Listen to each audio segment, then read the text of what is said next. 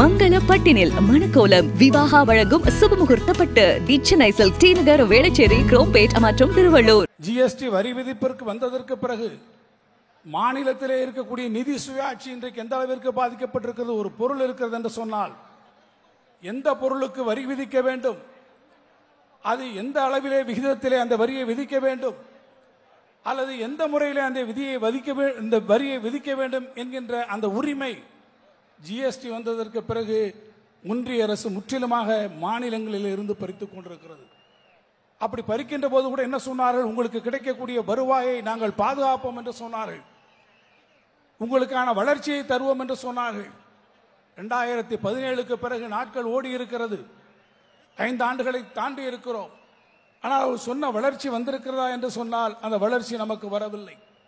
அப்படியானால் அதற்கான இழப்பீடுகளை எங்களுக்கு கொடுங்கள் என்று கேட்டோம். அந்த இழப்பீடு தமிழ்நாட்டிற்கு கிடைக்க வேண்டிய இழப்பீடு எவ்வளவு தெரியுமா? 20,000 கோடி நாம் கேட்டோம். இன்றைக்கு வரை ஒரு நயா பைசா வரவில்லை. அல்லது இழப்பீட்டிற்கான காலத்தையாவது நீங்கள் 2 ஆண்டுகளுக்கு நீட்டித்தாருங்கள் என்று கேட்டோம். இன்றைக்கு வரை ஒன்றிய அரசு அதற்கு ஒத்துக்கொள்ளவில்லை.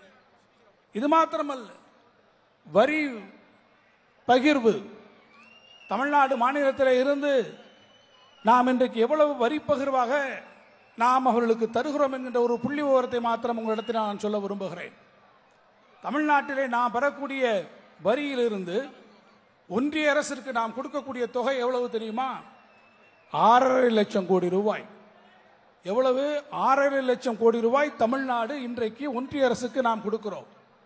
ஒன்றிய அரசிலிருந்து வரி பகிர்வாக நம்மிடத்தில் எவ்வளவு அவர்கள் நமக்கு தருகிறார்கள் தெரியுமா? வெறும் 2.5 லட்சம் கோடி தருகிறார்கள். அவரிடத்திலிருந்து நமக்கு வருகிறது. ஆனால் பாஜக ஆளக்கூடிய மாநிலங்களில் இந்த நிலைமை இருக்கிறதா என்றால் கேட்டால் இல்லை.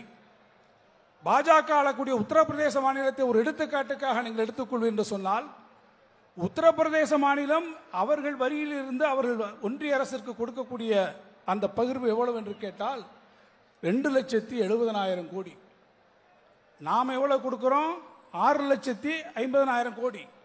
நமக்கு கிடைக்கிறது 2,50,000 கோடி. உத்தரப்பிரதேசம் கொடுப்பதோ 2,70,000 கோடியை அவர்களுக்கு கொடுக்கிறார்கள். ஆனால் அவர்களுக்கு வரி பகிர்வாக மத்தியிலே இருந்து ஒன்றியத்திலிருந்து வரக்கூடிய அந்த பகிர்வு எவ்வளவு தெரியுமா? 11 லட்சம் கோடி வருகிறது. எண்ணி பாருங்கள்.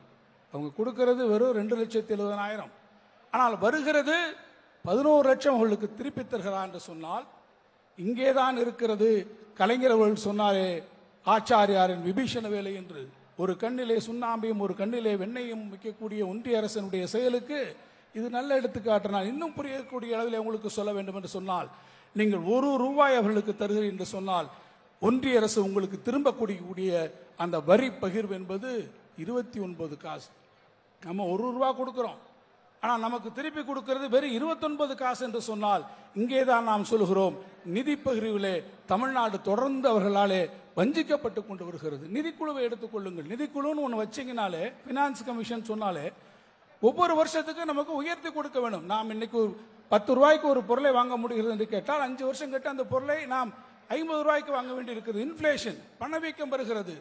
ஆனால் 12வது நிதிக்குழுவிலே நமக்கு ஒதுக்கப்பட்டிருக்கக்கூடிய நிதிக்கான சதவீதத்தை பார்த்து என்று சொன்னால் 5%.